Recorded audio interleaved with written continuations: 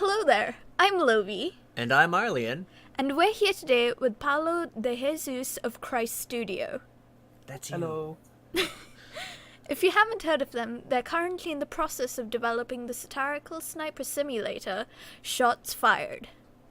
So, first off, we like to start by getting to know you a little bit. So, what is your favorite game that you've recently played? Um, Currently I've been playing Rainbow Six Siege, Duelist, and Rebel Galaxy. Eee.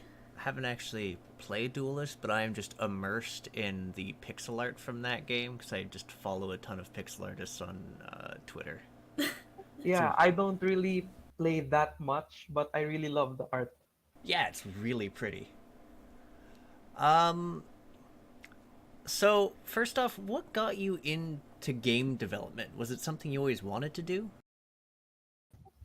I think, yeah, when I was a kid, I downloaded this emulator for the MMO Ragnarok Online. It was called E Hey! Athena. And I played around with the scripting and the item database and started making my own quests. And that's what started me into the path of game development. And down the line, um, I created a mod for XCOM 2, which is unfinished, but I was fairly happy with how it went.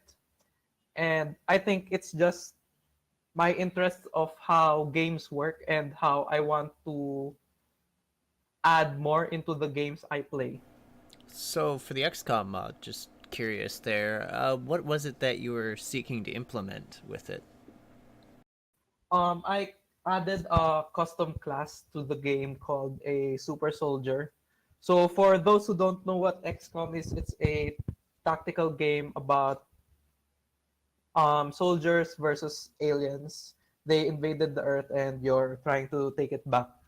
And my super soldier mod was trying to incorporate some of the aliens' abilities into the soldiers because at that time there weren't anything like that in the game, and I thought it would be interesting if the humans tried to get some powers from the aliens.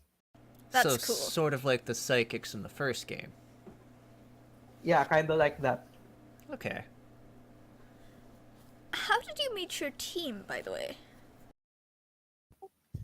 My friend from university was part of the team that created Shots Fired in Ludum Dare, and he invited me to the team early 2016 to see if I wanted to continue into the indie scene after he saw me making my XCOM mod. Oh, that's actually pretty neat. So in that case, like what sort of knowledge, expertise, and education did you bring in for like making the game? Well, initially I was looking to be a developer because I studied computer science in university. But at that time, they needed more designers, which I think suited me better because of how I wanted to create mods in previous games. Yeah. Okay. Well, is there anything else you'd like to share with the audience or words you may have for aspiring devs? Or designers, I suppose. Yep. Um, hmm. I'm I'm not sure. Maybe just try it if you're really interested. Maybe it's something you really want to do. If not, it's still a fun experience to have going into game development or even just thinking of interesting games that may possibly be made or not. Okay. So we're now going to actually focus our questions a bit on Shots Fired as a project, and it currently isn't out at the time of this interview. So I was wondering if you could just provide a bit of like a look at what the viewers will be able to expect from it as a game in terms of both the story and how it plays. Well, Shots Fired is kind of like, um, well, Jim Sterling describe this as "Where's Waldo with guns?" I think that is a great description. A So very basically, murderous Where's Waldo, yeah. yeah. So in the game, you accept jobs as a sniper, and the jobs don't tell you who exactly you're going to shoot. They'll just give you clues. So through those clues, you'll have to decipher in the map who the person is that your target is really. So the game is kind of satirical, and there's a lot of humor, and there's a lot of cameos in the game. And in the story, your wife gets shot and your child gets kidnapped, and your TV is also stolen by these guys who randomly go into your house, and your mission is to get revenge on them because of the things they've done. Yeah. Just just the emphasis on like the TV when It's not the watching wife the dying, trailer. it's not the child getting kidnapped, it's the TV that was like the straw Yes, on the that's camel's the worst back. thing they did. They took your TV. That's so great. So, since the idea for this game originally came to be during a game jam, what was it that led to your team deciding to pursue making it into a full-fledged title? Well, they added me to the team when they decided to making it a title, but I think it was because of the interest that the game got after they submitted it to HIO and the game jam submissions. A lot of people liked the game, and they thought that, maybe this is something that we could actually try make into an actual game and publish it. Fair enough. Now this is something that you've talked, well, that people have talked about on your team in regards to, like, on your B log and such, but was there anything in particular that influenced the changes in the storyline, the artistic direction of the game, and even just the fundamentals of the gameplay itself, especially since it's undergone so many changes? Well, I think the biggest thing that influenced the direction of the game is our focus on the humor. It changed the art style and the writing and how we approached designing the missions of the game. We didn't want to make it look too serious because we wanted it to be a light-hearted satirical game where people will have laughs and say, "Oh, I know this guy. I want to shoot him." Yeah, I'm wondering how seriously you could take the game when, like, I've seen, like, some of this, there's, like, one of, like, what is it? Hakune Mitsu? I'm messing Yeah, up the name. Hatsune Miku? yeah. Hatsune Miku, there we go, Absolutely. thank Yeah. you. I word saladed that. But yeah, Hatsune Miku, you can totally see her around there. I'm pretty sure Waldo's a sprite. The dude from Breaking Bad, Heisenberg, Yeah. is in there. Um, I also know there is a sprite of Stutzy in there, which... Yes. He's in the game. Uh, So, yeah, the humor then has been the biggest impact for just how you guys have presented the game. Yeah, if you read our recent art blog, our artists detailed there that the how they created the sprites and how they choose the color palette for the sprites changed because of how they wanted the game to feel lighthearted and humorous. yeah, it was very interesting to see the before and after pictures with that because it really did change the atmosphere quite a bit. Yeah, it was moodier earlier on, Yeah. which, again, I'm like thinking like moody thing putting bullets in like like Waldo or Oh. everything. Yeah, no, it's like this grim dark moody scene and then you just put a bullet in Waldo and call it a day and I'm Jesus like Christ. I mean, it would be sort of funny for the parallel, but So, continuing on, what engine did you use to make this game? We use Unity. Good engine. Have you had any struggles in regards to creating the game through Unity? Um, And was that the same engine you were using for both the game jam, or is that something you moved on to using for the more complete non-game jam version of it?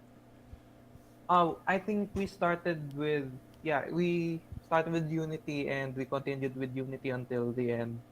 But in terms of challenges, I don't think Unity gave too much of a problem in developing the game. I think our hardest challenge was the redesigning of the art and um, redesigning parts of the game. At first, we didn't have a mobile phone. We wanted the player to mainly use a desktop, but somewhere down the line, we thought that maybe a mobile phone would be better because it was mainly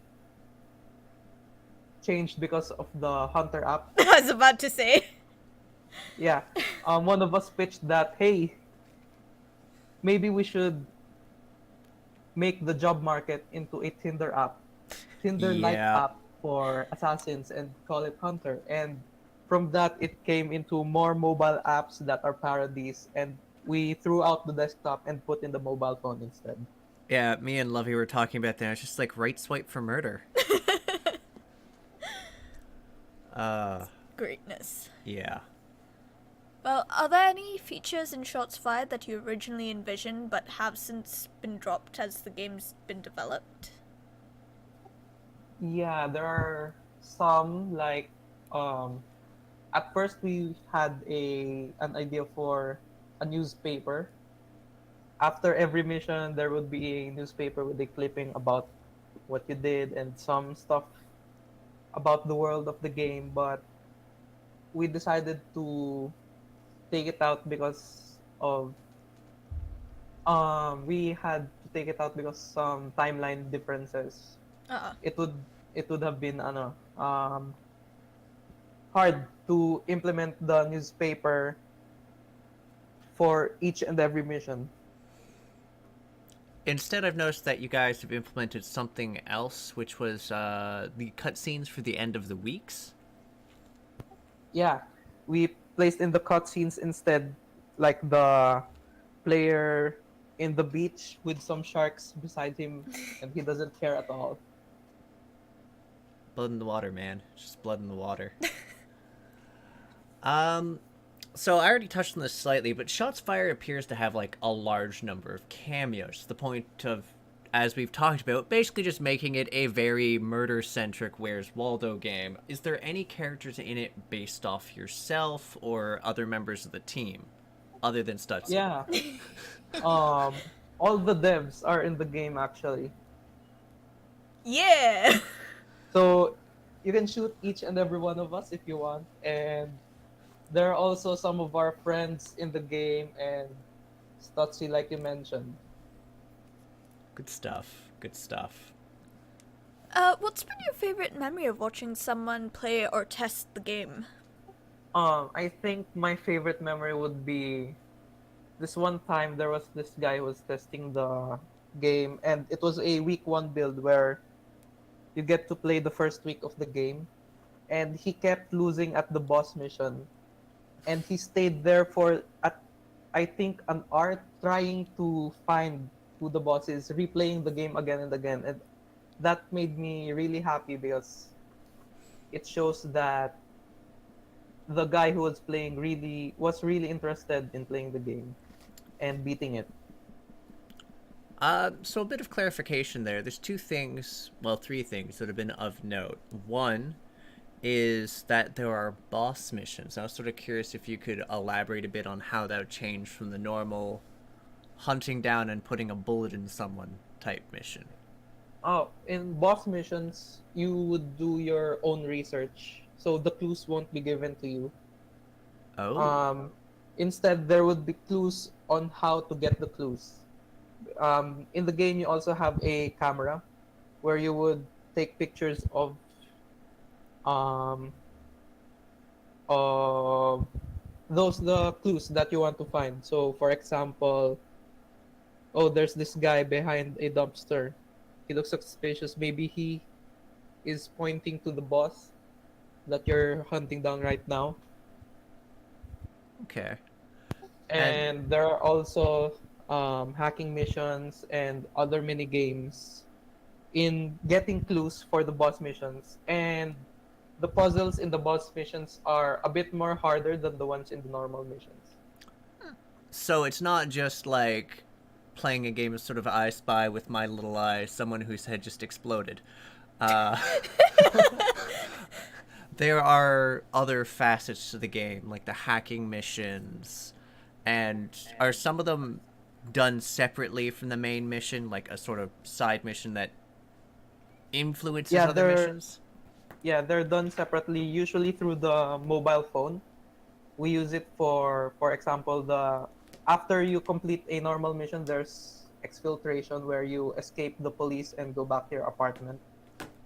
And that's seen through the mobile phone where you look at a mini map of where you're going through. Yeah, I saw that in the trailer and it looked really cool. The other thing, and this was a gameplay mode that Jim Sterling had talked about briefly, and that was on the Steam page, was that there was a defense or a protection mission. Is that still something that's going to be in the final game, and how does that play out then? Is it still you're shooting someone in particular? Like, are you trying to find someone who's trying to kill your target before they reach them, or Currently, it's not in the final game, but it's something we maybe want to revisit after launch because we have some designs there that we want to go back to. But okay? it's not in the current game. Okay, so that answers that. So the other two things I was going to mention was A, there's mention of a amount of time that you have to complete the game in, like sort of an in-game time limit. Is that still relevant current to the how the game is built? Yeah, kind of. It's not a time limit for the whole game, but there's a boss each week. So, for example, the first week you have to kill this boss. If you don't kill him by Saturday, you lose the game. So you'll have to beat one boss each week to complete the game. And so how many bosses are there in total? So like how much time does a player have, like is it actually possible to complete every mission in the game in a run through, or would there be replayability in that fashion? And inversely, would it be possible to essentially speed run through the game by just plugging boss after boss? Yeah, I think the missions, I think you can't finish all of them because in one day the player only has 10 hours to play with. And so they have to juggle traveling through maps, taking pictures because the player is also a photographer as he has a photography job as a day job, and he has his missions. He needs to research for the boss. So I don't think they can finish all the missions in single playthrough, but I do think that they can speedrun the game because as soon as day one, I think, or day two of a week, you can start researching for the boss and you can finish the boss even before the end of the week. Okay. And like the moment the boss is done, it goes on to the next week? Yeah. Okay. The final feature I was going to be just sort of mentioning was it's at least mentioned is there was upgrades of some sort that you could invest into. Is that still current with this version of the game, or Upgrades, not really. But there's still a shop where you can buy mobile data for your phone because it's taking pictures costs mobile data, which you would need to send it to your um, photography job. So okay? there are no upgrades, but there are still items in the shop that the players can buy. Some more cosmetic stuff and stuff you're gonna need, just like data. Yeah, there's actually a loot box in the game. What? No, what? No, I want details on this. Well, you maybe you'll have to buy it in the game to see. Oh god. Oh god. Christ. I mean, as long as it's with in-game currency. Yeah, Christ it's with more. in-game currency. Don't worry. You've already touched on this a bit, by the way, is once Shots Fired is released, will there be future content updates or features you may be considering implementing along the lines of free DLC or anything else? And if so, would you care to talk about it? Yeah, there are some future content updates that we have planned currently, but most of them would be additional characters in the game. So maybe more cameos. As more pop culture stuff comes up, we might want to add them. Maybe reference to some friends who show up along the way. Yeah. Fair enough. Anything to add there, Lovi? No. Okay. You can currently wishlist Shots Fired on Steam. You can also follow Chryse at ChryseDev on Twitter as well as ChryseDev on Facebook. There's also the official Shots Fired website and a blog for the site, both of which you can check out in the description below.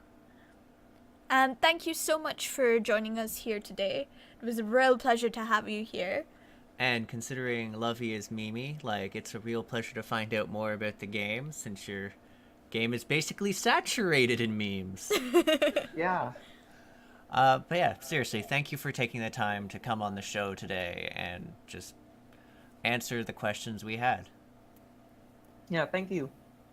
If you'd like to see more interviews like this from us here at Crit Hit, do hit the subscribe button and the bell icon to get notifications for whenever we post new things. If you check the description below this video, you'll also have a handy-dandy list of all of the sites that we mentioned. If you check out the description below, there's also a link to our Discord channel where you can hang out with fellow indie developers as well as fellow game fans. So check that out if you can. See ya!